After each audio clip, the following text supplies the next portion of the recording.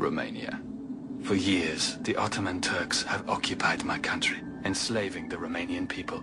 Collaborating with the Turks are traitorous Romanian nobles, a privileged class of men who seek profit at the expense of their fellow countrymen. Hungary, fearing further Turk aggression, has raised an army of Romanian patriots to drive the Sultan's forces out. Our commander, Prince Vlad Dracula, feared by his enemies, who know him as Vlad Țepeș, Vlad the Impaler, yet beloved by his own people. And he has returned to battle the Turks and crush those nobles who support them. Hurry up! Vlad Țepeș is coming! Hurry up! Vlad Țepeș is coming! Hurry up! Hurry up! Hurry up!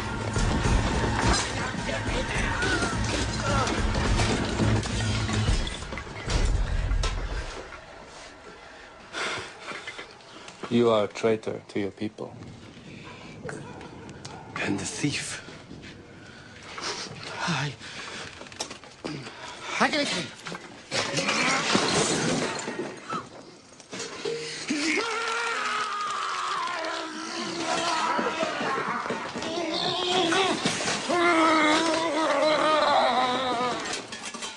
These are now yours.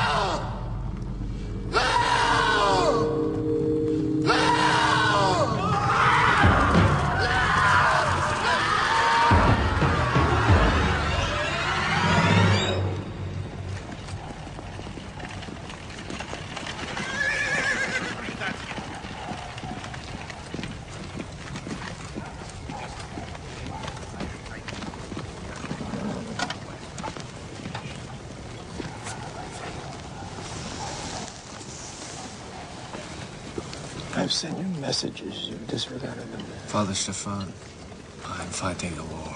You cannot ignore the church. We shall see. If the church denounces you, when you die, they will drive a steel spike into your heart as one of the godless. And neither your son, nor his sons, nor his sons will ever be accepted as Prince of Romania by the people. Thus, I recommend a morsel of humility with the church.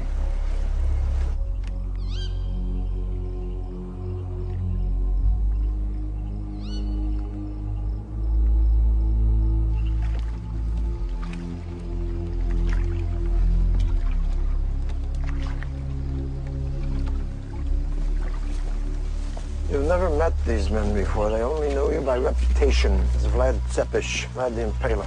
You must tell your story honestly and completely if you expect absolution from the Orthodox Church. But I don't expect it. They know the Pope helped finance this campaign. I am fighting to free their country from Turk tyranny. These men ought to thank me, not question my methods or allegiances. Prince Vlad Dracula, having performed many cruel and unspeakable deeds, is charged with conspiring and colluding with the papacy in Rome and of abandoning the eternal world of orthodoxy. In converting his own faith to join in matrimony a Roman Catholic woman, he has forsaken the truth and the light and accepted the darkness. My views on the Roman Catholic Church are no secret. The Pope and the Sultan stink alike. Vlad Dracula, in the event of your death, will you want your son to succeed you? Of course. Then he will need our protection, not the Pope's. For without our blessing, he will never become Prince of Romania, and your dynasty will end.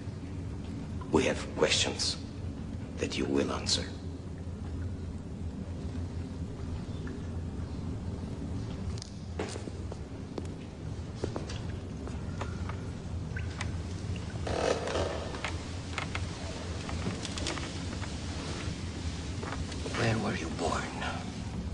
My father's house. Castle Dracula in the region of Transylvania. We are particularly interested in the circumstances of your birth. I know what you're implying. You needn't waste your time.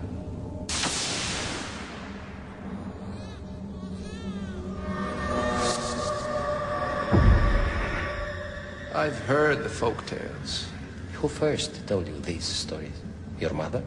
Hardly. My mother died of fever when I was 2. And your father? My father was in charge of my education. If I was destined to be the Antichrist, I'm sure he would have mentioned it.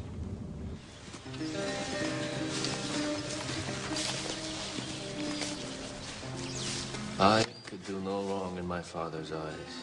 Good, Vlad. It was not the same with my brother Radu, however. Come on, Radu, come on! Fight, be a man! Come on, Radu, you are not a baby anymore. Finish him, Vlad. Finish him! One day, my father gave me his ring that commemorated his induction into the Order of the Dragon. Wear this always. It will keep you from harm. If anything ever happens to me seeking Janos in Hungary, he's a friend. Why did your father assume something might happen to him?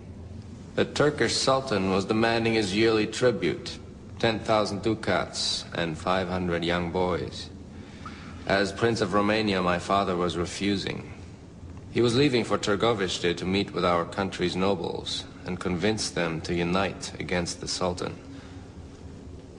I remember asking, "Is that possible, to unite the nobles?"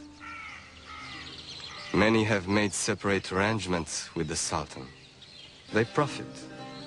Other people are no better off than slaves. Greed is a force more powerful than any army. As long as we are forced to pay tribute, we will never truly be free. Vlad, while I am away, you must look after Radu. He's weak, but he's your brother. Guard and protect him with your life. Promise, Father.